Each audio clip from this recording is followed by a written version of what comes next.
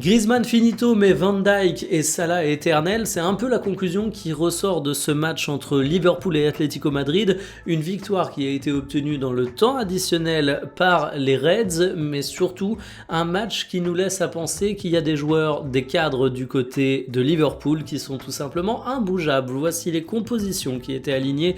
Et Van Dijk, du coup, match de patron ultra dominant dans les airs, une tour de contrôle fiable toujours trouvée par ses partenaires, et puis le but dans le temps additionnel.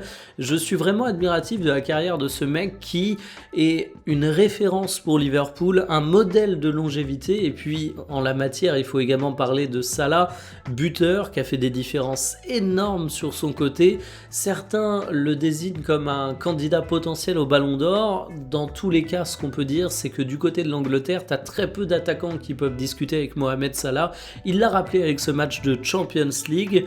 Et franchement, les 6 premières minutes synonymes de 2 buts pour Liverpool, ça te mettait un petit peu dans l'ambiance.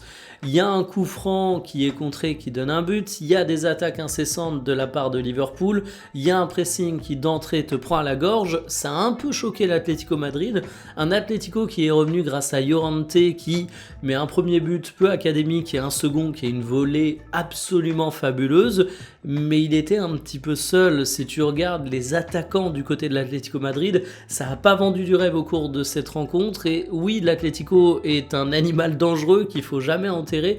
Ils ont failli aller chercher le match nul à Liverpool malgré une entame très complexe.